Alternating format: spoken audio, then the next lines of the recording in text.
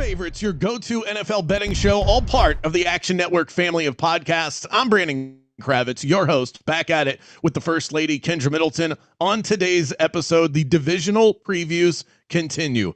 Two left, both out west, two really strong divisions to break down. Aniello Piro from Denver Sports 104.3 is going to join us today.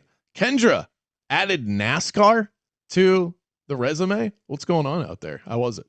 I fear that I am now obsessed with NASCAR. I have gotten into all of the bits and the lore about the drivers and their dating lives and who hates each other. I watched a guy throw a bumper at a guy who hit him a couple weeks ago. It is the fact that you can fight each other and stuff. I'm kind of in on NASCAR. If I love the redneckification, I think I should say, of it all. I felt like I was back home in Jacksonville, Florida on Sunday, and I loved every second of it. Yeah, Wait, no, I had a Busch Light in the crowd. The only thing that pissed me off, they were out of corn dogs before lap 50, and that was the only thing that I wanted, and I was very upset. Yikes. It is kind of like pro wrestling on wheels. Yeah. I loved it. Gives it. a lot of those same vibes, and people that are out there literally just out there to have a good time. And the most random sponsors in the world. Yes. Well, it was I bet it was like toilet paper or something like that. It's so good. I've never even heard of 90% of them. I loved it. The Running Hot podcast with Nick Giffen out every Wednesday. He is putting together quite the impressive season. Go and check that out. We have a lot of news to get to in just a couple of minutes before we get to our AFC West breakdown. So do you want to do one of our favorite type of formats here where I just hit you with 5 topics? Can I give you a sentence? Rapid fire? Yep. All right, Deshaun Watson named the starter for the Browns over Shedeur Sanders, despite the fact that he's been awful in the preseason, and he also shit on the fans. Love it, hate it, don't get it? Where are we at?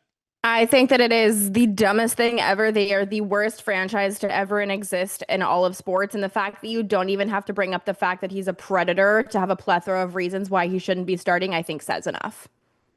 And the lack of awareness that he shows at the press conference. Just a little bit of humility, Deshaun. It's all people are asking for. If you're going to be bad, you could at least be humble. I am so glad that they are opening the season in Jacksonville, because last time that he was there, the chants were something, let me tell you. And if you don't know what I'm talking about, the internet is your friend. Google it. It's worth it. I'm not overthinking week 1 Survivor. I'm taking the Jags in every Survivor contest I'm in. Ashton Genty news nearly gave me a heart attack on Sunday night. It was like the team was having candlelight vigils for the guy, and it turns out it was just a sprained ankle. Crazy. For a sprained ankle. I mean, this is Kendra, as the leading woman on this show. You gotta let the men know out there. They're being a little dramatic here. You can say the word pussy. It's okay. It's okay. You can really. It's all good. It's fine. You can say that word.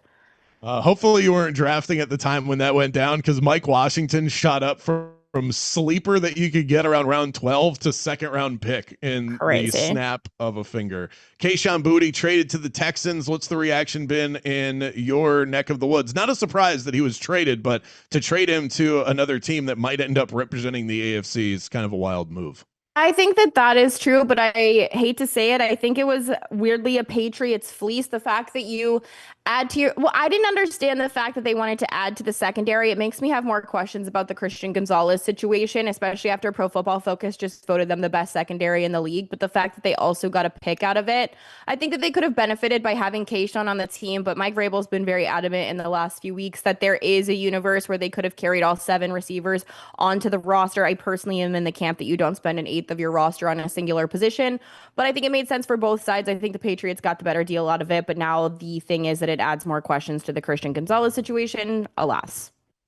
And the Texans needed it, because Jaden Higgins was set to have a breakout year, and they add another receiver to a room that is sort of depleted. As a Jags fan, I like it. I got to be honest. I'm more scared of Jaden than I am of Kayshon.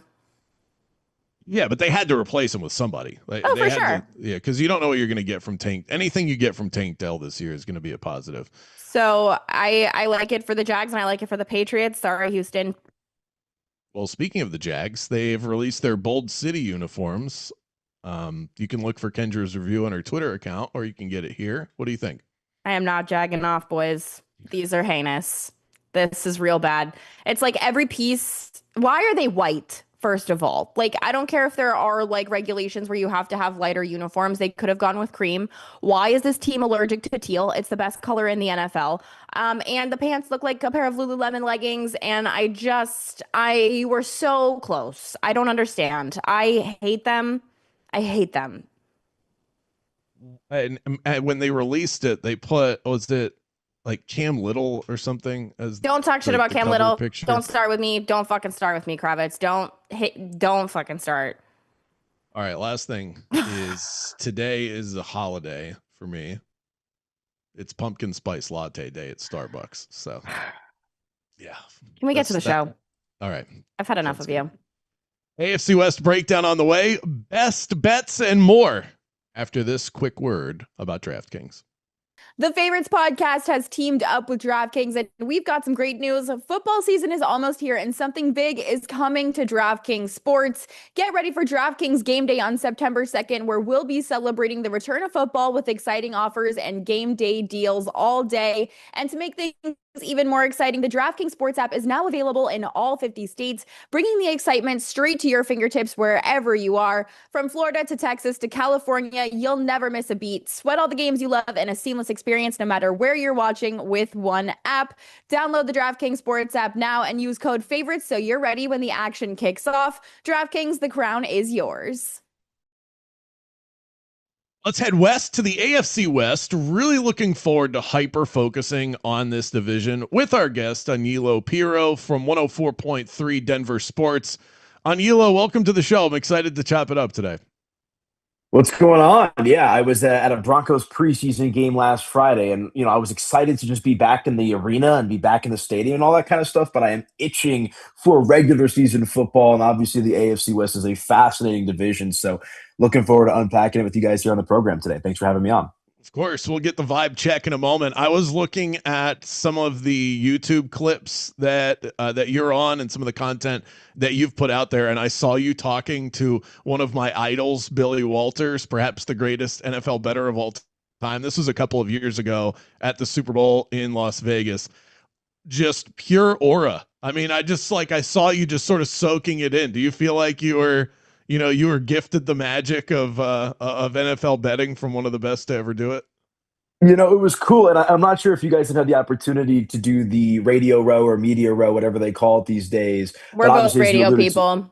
Okay, perfect. So you understand kind of what that is. But point being is, like, it was in Vegas, so it was a little bit different, right? But like most of the people that are there, I feel like were either new or not really into the gambling aspect of it. Like, it's traditional media, right? And I see Billy Walters walk by, and I just read his book like 3 months prior to that, and I'm like the only person like in the room at that point that like understands who's in front of me. Like, everyone else is chasing this player and that player. I was like, no, like, I'm going to go talk to Billy Walters. And funny, just a quick story on that is he was due to do another hit with somebody else, but he like looked me in the eye, shook my hand. He's like, I promise I'm coming back. Like, we'll do this hit together, because I was working in the gambling industry at the time. And so, yeah, learned a lot of good things. Believe he called that game correctly, too, with the question that I was asking him about. Of course he did. But one of the all-time greats, man. It was one of the highlights of my career, that's for sure. That's so cool. So we do this with every guest that we bring on when we talk about these divisions. We start with the vibe check. Where are we at in terms of intrigue, fascination? It feels like this one is right up there. We have our last two division previews, and it's kind of like almost feels like we've saved the best for last, because we've got the AFC West and the NFC West to get to. And these two divisions play each other this year as well. I imagine peak interest for you, if you could try and remain as objective as possible in your answer. Yeah, look, here's the one thing I will say, because obviously I'm based in Denver, right? And I cover the Denver Broncos for 104.3 The Fan. I also do the Locked On Broncos podcast as well. But like, I'm not originally from Denver. So like, the Broncos are not my team per se. Like, unfortunately, I'm a long-suffering Dallas Cowboy fan. So that's a conversation for another day.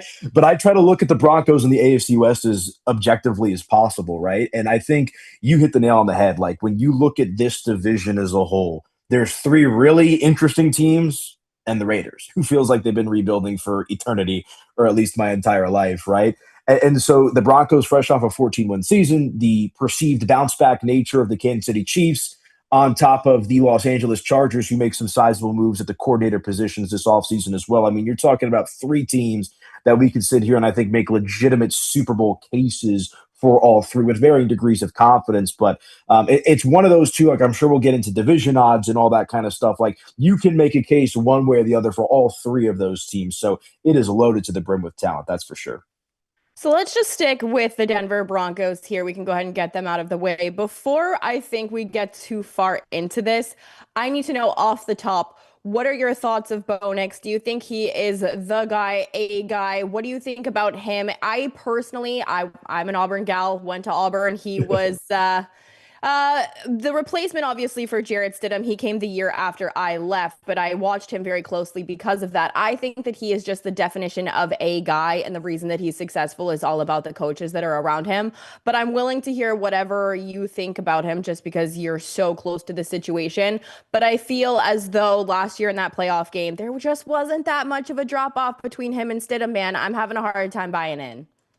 Yeah, and look, that's a pretty common narrative, right? At least nationally. Like you say that in Broncos country, and people are going to look at you kind of crazy because everyone thinks he's the second coming and the savior, right? And I find myself somewhere in the middle, right? And I was kind of like you, kind of, I guess, skeptical is probably the right word to use of Bo Nix coming out of college, and obviously it was a revolving door of quarterbacks leading up to Bo Nix ending up with the Denver Broncos. But all the guy is done in his time with Denver is win, right? Makes the playoffs his first year. They lose to Buffalo in the wild card game. Obviously, last year leads this team to a 14-win season. I believe they were, 11-2 in one-score games last year as well. So kind of the cardiac kids coming from behind consistently.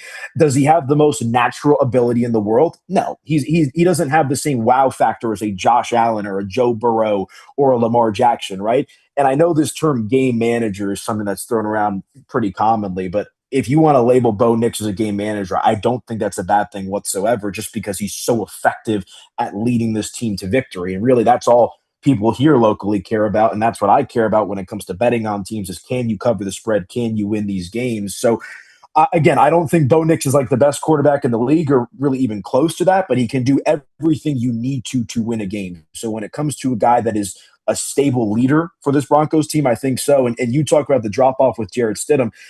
I understand where you're coming from, but I think if Bo Nix plays in that game, the Broncos are in the Super Bowl. Now, I don't think they beat Seattle, but I think if Bo Nix plays, they find themselves in the big game. I think he's everything you want a leader. If they kick that kick instead. Well, that's a conversation for another day. But yeah, I think Bo's a solid quarterback. I really do. I hope you're on mute, Kravitz. Oh my God. How have I gone all of these episodes without doing that? That's incredible. Bo Nix, his recovery, he's found himself back in on the field. We saw him play in a preseason game, so that's a good sign. But this is a guy that did injure his ankle pretty severely going into the AFC Championship game where he wasn't able to play. Is he going to be at 100%? Or are we having similar conversations about him that we're having with Mahomes, where it's like he's out there, but he's not fully Bo Nix? I think he's 100%. I mean, I was probably at 80% of the training camp practices, saw him in the flesh in the preseason game. There has been nothing that I have seen with my own two eyes that suggests the ankle is like really bothering him. Like, I think there's some trust that you're naturally going to have to overcome and work through, but like there doesn't seem anything lingering from the surgery. And he's had procedures on his ankles, which is more so a long-term concern for his career, but this is nothing new to him necessarily. So I understand why that's a narrative, but again, like I could just tell you with my own two eyes, like Bo Nix has looked healthy. I think he's going to be healthy come week 1, and bearing anything new, he should be ready to go as it pertains to the ankle.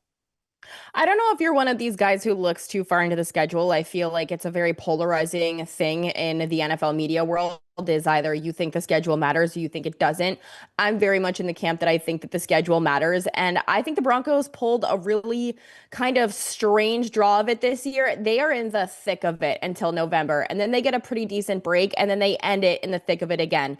I don't know if I love or hate the sandwich method here, just because everybody's healthy at the beginning of the year, but when the bulk of your schedule comes all at once, that scares me from a longevity perspective. What are your thoughts on kind of the schedule truthers versus the schedule they pulled here? Yeah, look, I mean, their first 6 weeks, like that's been one of the major talking points here throughout the course of just the offseason. I mean, you open up with Kansas City, you've got Jacksonville, you've got the Rams. Like those first 3 games in and of itself is as brutal as I can remember. But then you've also got Seattle in the mix, right? And a handful of other tough games that kind of get you through that first 6 weeks. Like I think their first nothing's a guarantee, right? But they play the Cardinals in like week 7 or something like that. And that's like the first time it feels like you can come up for air with this Broncos team. So I don't think it's like you're talking about the schedule and that overall dynamic. Like the first 6 weeks of this season could make or break the Broncos season, which is a crazy thing to say considering they won 14 games just a year ago. But they're going to have to get out to a hot start. And ultimately, yeah, it's one of the more front loaded and back loaded schedules, as you kind of alluded to. Like there's some soft spots in the middle, but if they get out 1-5, or 2-4, like what does that mean for them moving forward this season? So it's going to be interesting those first 6 weeks for sure. I think it's important with all of the teams in this division to look at the swing games because they all play each other, obviously, and they all play the NFC West. So none of them have an easy schedule. I don't care what any of the rankings you look at say. When you have to play the AFC West and the NFC West, they also play the AFC East, which means you're playing Buffalo, you're playing New England. So there aren't a lot of holes on any of these schedules.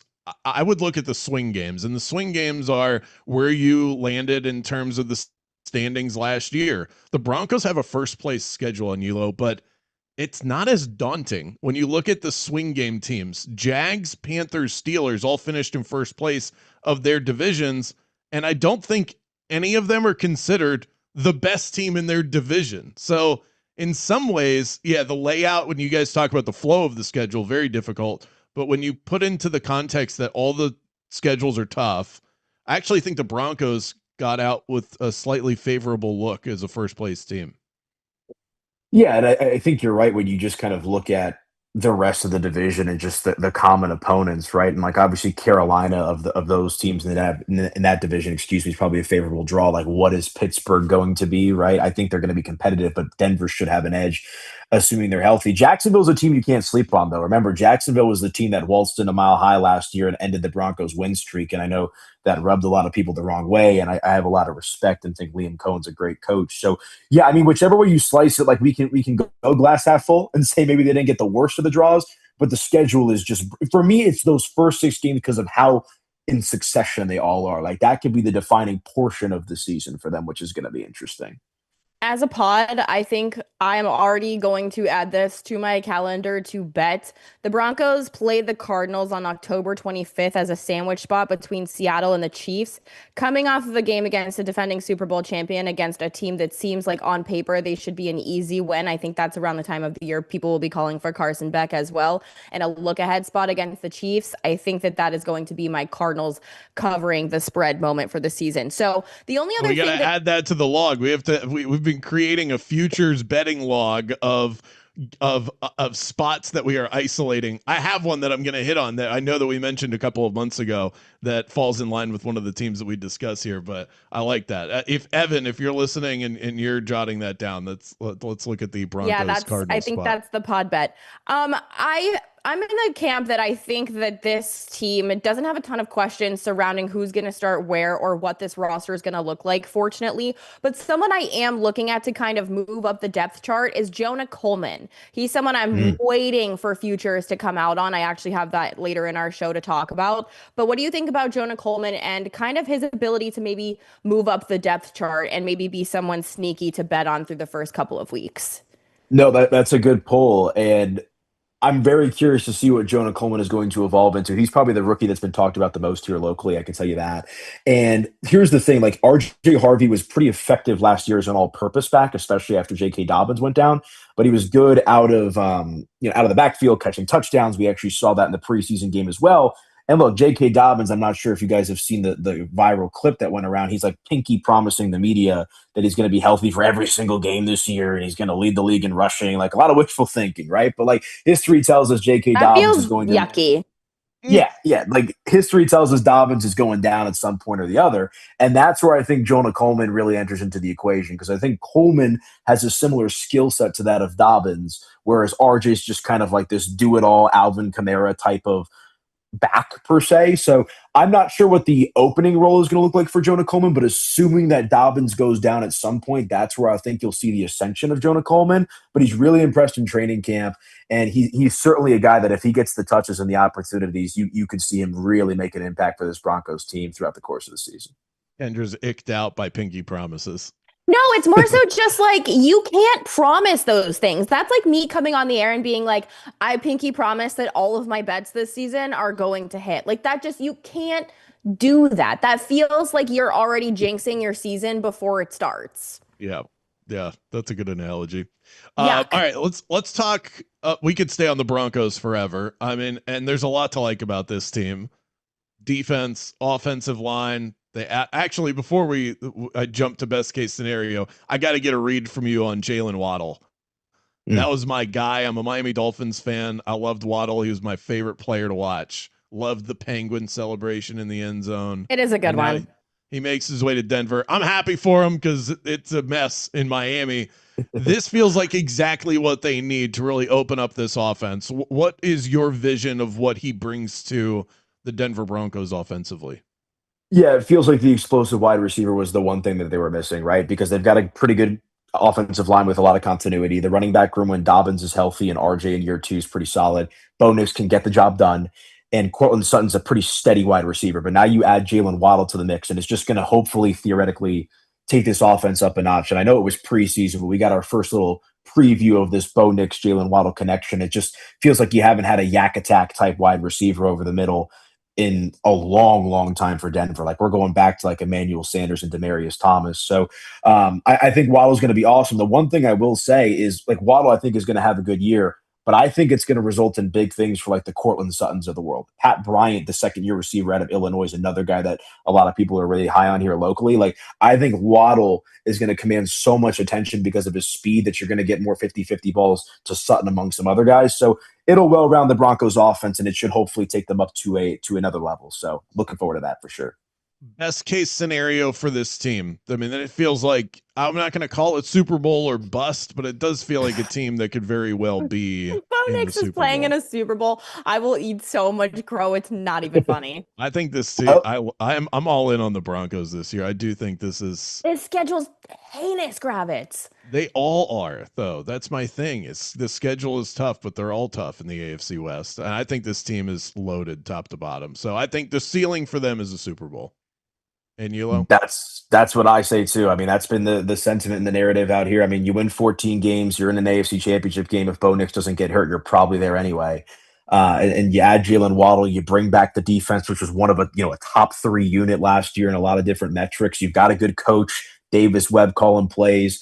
To me, it's like an AFC Championship game appearance or bust. But like this is a team, in my opinion, that has a chance to go out there and win a Super Bowl. Like that's where I'm at with them. They're solid on offense, defense, coaching staff, and everything in between. Kendra, best way to bet the Broncos. It sounds like you're out on them. I am so out. I am gonna spoiler alert. I'm out on this entire division, actually. Wow. Somebody has to win it.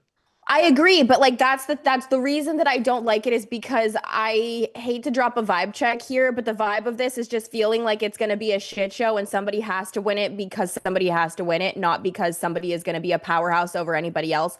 They're going to beat up on each other and everybody else in the schedule, and it's going to be disgusting, and there's going to be injuries, and somebody has to win it, and that's just how it is. Like I don't think that these teams, talent-wise, are all that far off from each other, top to bottom. So are you, I guess, under 9.5 is where land? I think that is so sharp that I think that this is a 9-win team with this schedule. So I'm not willing to be really heavily on either side of it. For me, I'm going to ride the Jonah Coleman thing, and I'm going to find pockets in this schedule that I think Denver is going to look ahead just because that's the type of team that I think that they are. What about you and Yilo? What do you think? Have you bet the Broncos yet? What do you think the best way is to lay some dollars on this team? I have not bet them yet. I would lean towards the over 9.5, though. I think assuming they stay healthy, they're a double-digit win team. Like, right? And the fact that I'm getting 9.5, I think is obviously something to take a look at. The division odds, too, I believe last I checked, they were like they're over 2-1 odds, which I find interesting that Kansas City's the favorite. Like, you're talking about a team that won the division last year and won 14 games. And again, like the schedule could ultimately be the deciding factor in that. But if they get all these green lights and they stay healthy as they did last year, which is a big if, I think they're going to be in a position once again to potentially win the division. But if I'm looking at I think it's a double-digit win team if both healthy. So I'd lean towards the over of 9.5. I have a question. Way, for Kendra, Denver to miss the playoffs, if you wanted to look at that on DraftKings plus 118. What's your question? Do we think that this is giving the new NFC East vibes and that we're not going to have a repeat division winner here for the foreseeable future? We had it for so long. I know, Yeah. but everybody's catching up to the Chiefs, so or passing them in a way. I think we're going to get back to back. I like the Denver Broncos beyond the division. I like them to win the AFC 10-1. That's my squad this year. So I'm glad we brought on a Denver guy. And Bo, you trust, baby. All right, let's move to the Kansas City Chiefs. I think if you go back to the 2024 season, there were pretty clear signs that things were growing stale, that the team was getting old.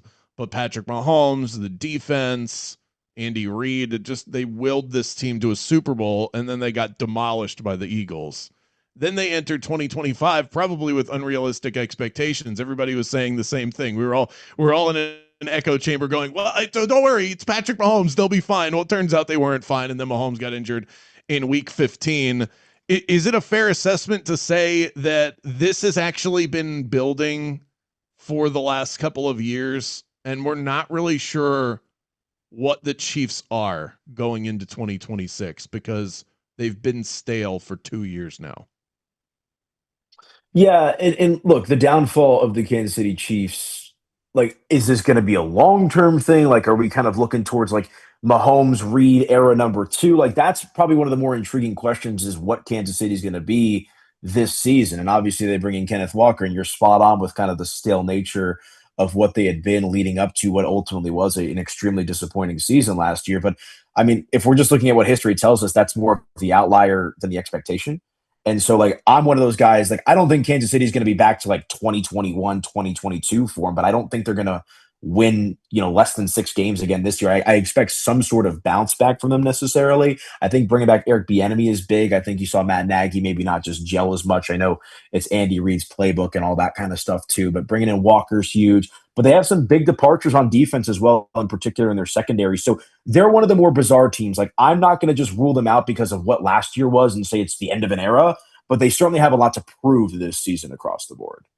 What scares me with the Chiefs, and this is something I've been talking about on a lot of the shows that I've been doing recently, is I find across sports, there is a point where you have an older roster, an older half of your roster, and a younger half of your roster.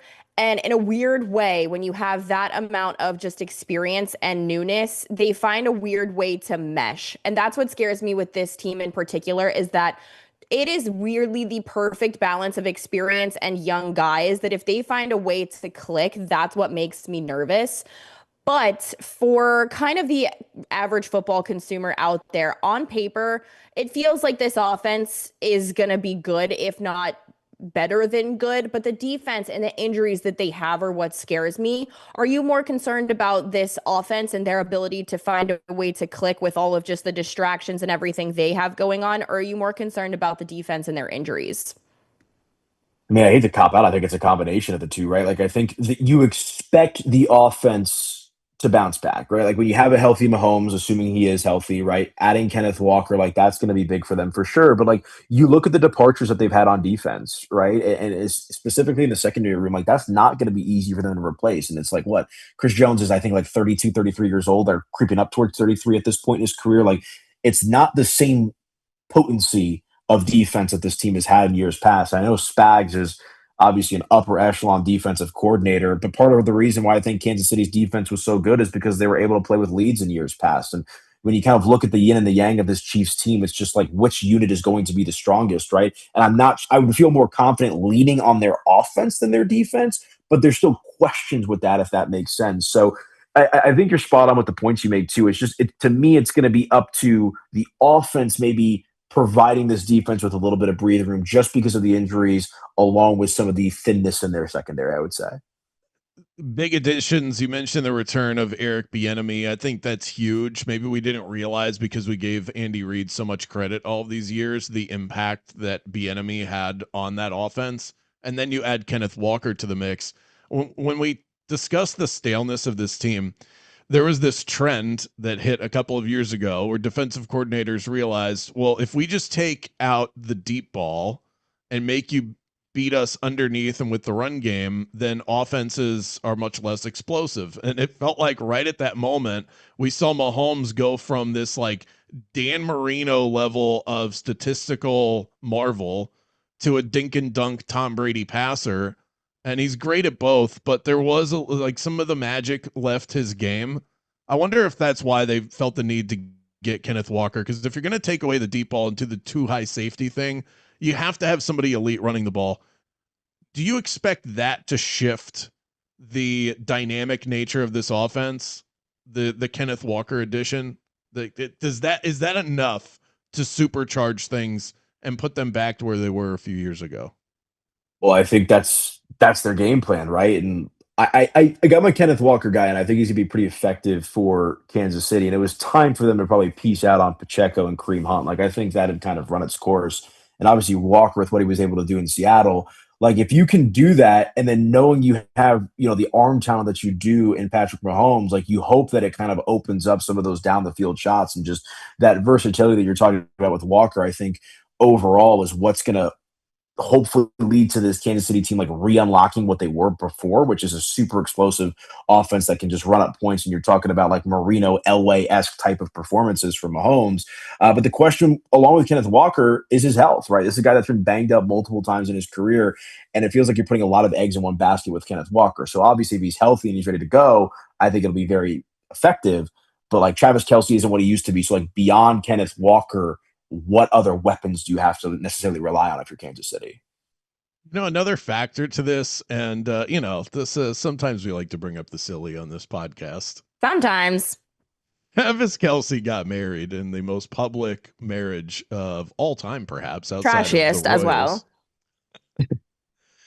It does feel like perhaps like the popularity of this team from the mainstream has now gotten so big that like the bubble is bursting. And then on top of it, it has happened at the exact same time that Travis Kelce is not the same player that he was in his prime. Does that weight on this team at all, in your opinion? That was that a joke that he put on a lot of weight this offseason? That's why he's playing in the preseason. He's trying to work it off. Do you think that carries any weight as far as looking at them? And yeah, so there you go. I said it again. You know what I'm trying to say. Does the pressure mount to the point where now, like, you can't overcome it if you're not great and you have all the Swift energy in the building? It doesn't matter. They're about to sell their wedding video for billions of dollars to teenagers. I'm not worried about Kelce financially, but I mean, is he dialed in? I guess is the more direct question. I mean, why else would he come back? Like, I mean, dialed in, there's got to be some degree of level of focus, right? Because, like, if you're married Taylor Swift and he was set for life even before, with everything that he's doing with his brother. Yeah, no, that's true. That's true. But, the stuff that he's doing with his brother, like, Travis Kelce doesn't need to play for status or money or anything like that. So, like, maybe it's kind of like having that bad taste in your mouth and you want to come back and kind of give it one last ride. Like, I don't really know. Like, I think I'm just kind of accepting of where Travis Kelce is at in his career, which is like he ain't as good as he once was, right? But he can still be effective, hopefully, in some spurts. But like you can't, like, if we're looking at 10 out of 10 version of Travis Kelce, like I don't think he'll ever return to that form. Like maybe for a drive or two or a game or two, but like he's taken a step back as he kind of finds himself on the back nine. I'm not sure if that has to do with his life situation as much as just kind of his age as well. Yeah, I mostly asked that just so that I could get the trolls in the comments to call us casuals. I just like to get them going. I have seen a random teenage girl in a Jacksonville, Florida Publix and a Swift 87 jersey, and I have had enough. It's crazy. Comment below, please. I'm so in on like the sport having more girls and stuff and like doing whatever in the fashion of it all. Clearly I am into that because that's like 90% of what I create online. But just pipe down for 5 minutes, please. Over under sitting at 10.5, heavily juiced to the under for the Kansas City Chiefs at -140. He's like, what did I get into? Yes, for sure. I'm surprised it took this long. They're still the odds-on favorite to win this division at plus 160. What I find fascinating is that you basically have mirrored odds for them to miss the playoffs at plus 170. So plus 160 to win the division, plus 170 to miss the playoffs entirely. So even the odds makers are telling you we don't know what the hell to do with this team. What is the best case scenario, Anilo, as far as the Kansas City Chiefs go? Look, man, it's like when you have Patrick Mahomes, like I want to sit here and say you could win it all. And I guess theoretically that's always going to be a possibility. But like to your point, like I kind of have to see it to believe it again with Kansas City, which I know is a crazy thing to talk about because like we were don't think so. comparing Mahomes to like Brady, right? Like for so long, but that's just kind of where it is right now. So I would say like best case scenario for them is obviously, be the representative of the AFC, be in the AFC championship game. I think the more realistic scenario is fringe playoff team, if not missing the playoffs entirely. Best way to bet them, Kendra. What do you got?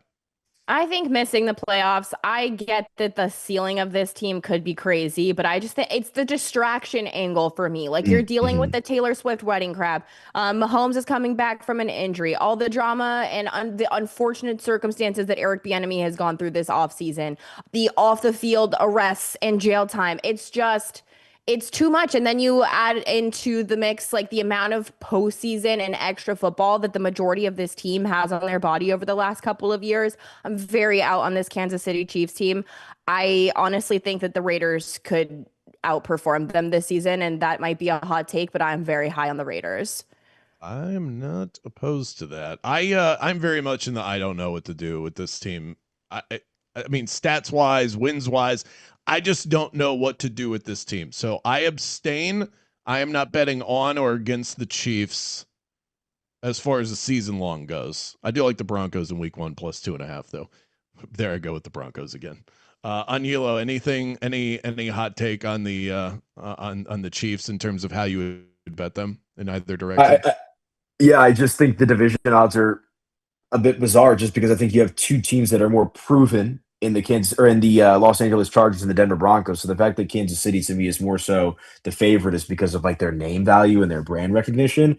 Like I said, I'd probably lean under 10.5. Like how is Kansas City's win total 10.5 and Denver's 9.5? Considering the seasons they both just had, like make that make sense to me.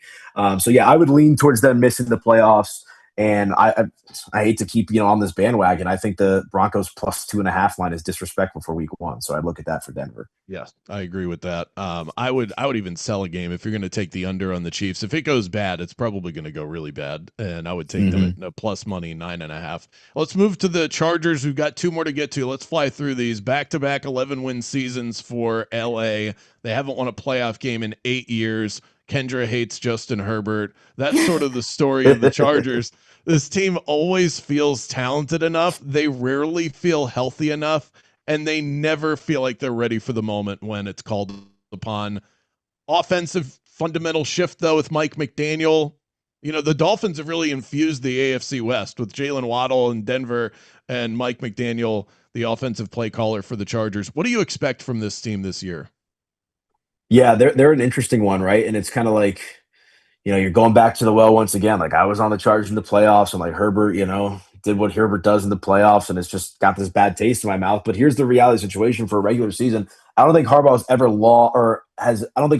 won fewer than 9 games in a season. So like we know the floor is really high for this Los Angeles Chargers team, and I expect them to be back in the mix. I think Mike McDaniel, I know maybe his stock's a bit down because of how his Miami tenure ended, but I still think he's a really good offensive mind. I think he's going to work well with Justin Herbert. Like if we want to play the marriage card, right? Like, Justin Herbert just got married too. So like, or he's engaged rather. So like the motivation conspiracy theory, if you want to play that a little bit. But I think the Chargers are going to be, an effective team. I mean, losing Biotish for what appears to be the entire season, their starting center is going to be brutal. But if you keep Slater and Alt healthy, you're going to have a chance. And again, I think their floor is really high just because that's what it is with the Harbaugh-led team. But the question is, like, what are they going to be come playoff time? Like, I'm pretty confident they're going to be in the mix and, be an upper echelon team and have a chance to win the AFC West. But when they get to, the lights being bright, that's where I think the questions come out for this Chargers team. I agree with you. I think Justin Herbert has a lack of clutch gene. It's just not there for him for some reason. But To be honest, I don't even think we really need to be having that conversation because this offensive line, once again, already decimated before the season starts. You have fucking Cole Strange starting at right guard for you. If you don't have an offensive line, you have nothing. I'm sorry. I've been talking about this with the New England Patriots for weeks now. It's the same exact situation that Joe Burrow has been going through for his entire career. You can have the weapons, you can have everything else, but if you don't have an offensive line to keep you upright, it doesn't matter. So I It's just, true. yeah, like that's kind of where I'm at with this team. I think what the most likely outcome for them here is if the defense can be good enough to contribute for them offensively. Like on paper, this offense looks great. I agree with you about the regular season thing. I just don't think this offensive line is going to allow this offense to be who it can be, especially adding McDaniel to the mix. I want to fall in love with them, but I can't. Yeah, I think that makes sense. Like, I think it's gonna be interesting to see like what Omarion Hampton looks like this year, right? Like his rookie season was he was pretty banged up. And I mean, he's got a lot of upside as a running back. And we know like that's the interesting thing to me is like the McDaniel aspect of it is like, how is that going to try to evolve Justin Herbert as a passer? Because I think we saw under Staley like one version of Herbert, and now under Harbaugh, it's kind of been another version. And it's like, what is McDaniel going to do? And ultimately, all roads lead back to the offensive line. So I think they're going to be competitive. Like, I'd be surprised, like, as long as they're relatively healthy beyond the offensive line, like, I think they're going to be, 500 or better team. And I think they're going to compete in the AFC West. But I think you're right. Like it all starts with the offensive line, and like they're like cursed when it comes to keeping those guys healthy. It's ridiculous. So, what are your expectations for Lad McConkey this season? Obviously, had an electric rookie season, fell off a bit last year. He was someone that I chased as far as the prop market goes last year, and he absolutely burned me. What version of him do you think that we're gonna get? I think the natural expectation is for him to bounce back. Like, will he ever be as effective as he was in his rookie season? Like, that's obviously hard to project, right? But like, I would think that last year was a bit more down than what he will generally be. And again, like that's where I think Mike McDaniel, like opening some stuff up with Omarion Hampton, like that's the guy that I'm most excited for just in this Chargers offense because what is that going to do not just for the running game but also for Lad McConkey and the rest of the passing attack for this Chargers team? Like, it just feels like we'll get a new version of this Chargers offense, and that could obviously mean big things for the wide receiver room just in general. Kendra mentioned the defense, and with so much focus on Justin Herbert and the addition of Mike McDaniel, I think we forget that this is a defense that's it's in a little bit of transition. It's also getting older. Jesse Minter is gone. He's now the head coach of the Ravens. Do you worry about the defense taking a step back? Chris O'Leary's taking over. He's a Minter protege, so they're not going to change much of the scheme DNA. They're going to disguise stuff, post-snap rotations, simulated pressures, all that stuff that Minter was famous for and that got him that job. Akeem Mesidor they bring in from Miami, but Khalil Mack, Derwin James, like these guys aren't getting any younger. I just don't really know what to make of this defense.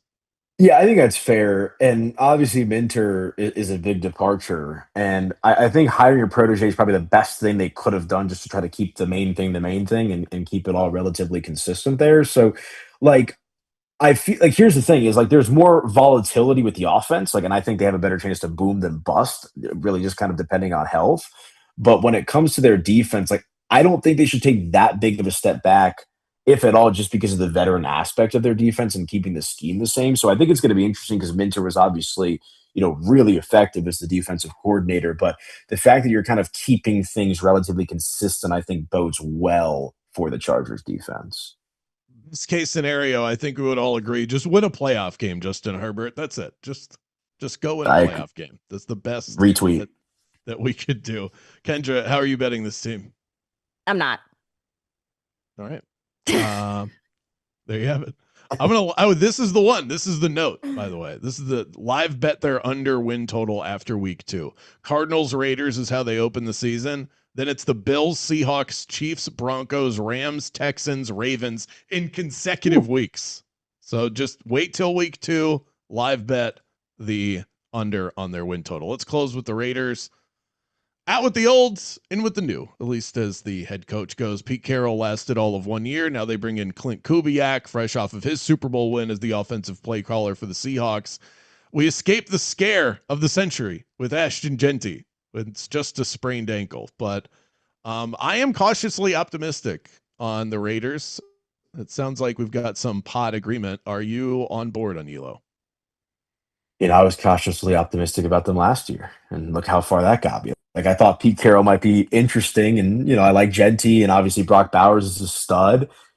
And yeah, I mean, like, I think in theory, there's only up from here for this Raiders team, right? Like I said at the beginning of the show, like it's been an organization that's been rebuilding essentially for my entire life, outside of the one car season, which was kind of fun. But I think all eyes are going to be on Mendoza. I think you would think Kirk Cousins is maybe the most stable quarterback they've had, in quite some time. Although I kind of thought that with Geno last year too. But to me, like the definition of success for the Raiders this year is maybe seeing what you got in Mendoza, because I'm assuming he's going to play at some point or the other, and just figuring out if you got something with Genty, right? Like there's so many moving parts with this Raiders team that I don't think they're going to be a 500 team. I'm not sure if you guys disagree with that, but like it feels like you can only go up from here, and there's no foundation that's been laid with this organization in a long time. So it's like you need to take your first baby steps so you can continue to grow and blossom as a franchise. I think that there's too much of a "what have you done for me lately" narrative with this franchise. They have building block pieces on the offense and the defense, and all it's going to take is a little bit of get up. Like this team, I'm so high on them. The fact that they have Fernando Mendoza, who's supposed to come back at some point, Genty, who I think is going to be a baller. I know he sprained his ankle yesterday. Brock Bowers is the best tight end in the league, and I don't even think it's really close in my opinion. They built up oh. McBride? I think that after no, I think I'm gonna go Brock Bowers here. I'm gonna go Bowers. Respected. And I think that the fact that Max Crosby is returning to this team is a blessing in disguise. I think that this is a 500 team, boys. I'm literally trying to live bet this right now. So she likes the Raiders, but she doesn't like the Broncos. That's an interesting way to look at the AFC. I did not have that one on my bingo card today. That's why. Because you went to Auburn and he was bad with Auburn, but he was pretty good with Oregon. Because of the babysitting coach. It is all relative. And I look at the AFC as a conference that is going to deliver some weird. The NFC is not. The NFC, It feels like you can basically take 10 teams in that conference and confidently say 7 of these are making it into the playoffs. It is going to between the NFC North and the NFC West, like pretty much the entire postseason for the NFC is going to come from those two divisions. In the AFC, I think it's going to get weird. And the Raiders, Jets, and Titans are the 3 teams that I have circled. And I love the Titans. I hate to say it. They really fucked me over on Sunday, but listen. The general theory is it's the NFL and it gets weird every year. We never get a postseason that we fully expect. Somebody's going to break through. I think it's less likely in the NFC. So I'm looking under the microscope in the AFC, and I agree with Kendra. I like this roster. They've done a lot. They spent a lot of money on defense. Tyler Linderbaum on the offensive line. So let's just jump right to it. I think best case scenario for them, playoffs. I don't think they're going to win the division, but 8-1 to enter the postseason as a wild card. That is how I'm betting the Raiders this year. Anilo? I mean, I could not personally bet the Raiders at this point. Like I said, I'd rather not lose money or just retain money than even put like $10 on the Raiders to make the playoffs, just because much like I'm kind of feeling like with the Chiefs and the Chargers, like you kind of have to kind of show it to me. And I think there's a lot of upside with the Raiders, right? Like I think their floor is going to be a lot higher. And to me, like I think best case scenario is like a 500 season, right? Like I'd be shocked if they make the playoffs, and hopefully you guys clip it and prove me wrong when this season's all said and done. Would love that. But I'm just not buying what they're selling right now. I think they'll be better though. I do. Kendra, you with me? Pod bet. Yeah. I'm trying to find a way to log this in action right now, but I can't. It's not where I want it to be, but I will be logging the over on the Raiders win total, and I'm going to be searching for some Jonah Coleman props. Over under for them sitting at 5.5. Anilo Piro, 104.3 Denver Sports. Thanks so much, AP. Fun chat.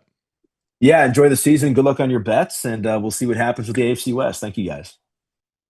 Time to plant the flag on the AFC West.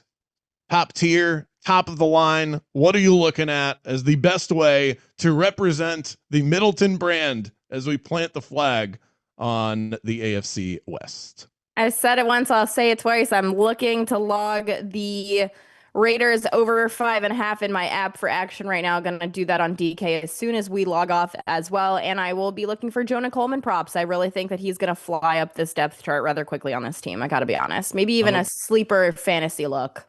I do like Jonah Coleman. He's looked really good in the preseason, but I'm a big RJ Harvey guy. Went to UCF, so a bit of a homer there. Speaking of the Broncos, I like the Denver Broncos to win the division. First place schedule, yes, but they are the most complete team. They have a very real home field advantage and an infusion of offensive talent with Jalen Waddle. I am all in on the Denver Broncos. That is our Plant the Flag presented by DraftKings. The crown is yours. The favorites will return on Thursday as we wrap up our division previews with the best one yet. The NFC West, and you can catch it right here on the Action Network YouTube page or wherever you download your favorite podcast. Special thanks to Aniello Piro, and you can't forget production. David Payne, Gifford Gould, StatSound, Evan Abrams assisting in research. 5-star reviews, please. This has been too much fun. Let's do it again.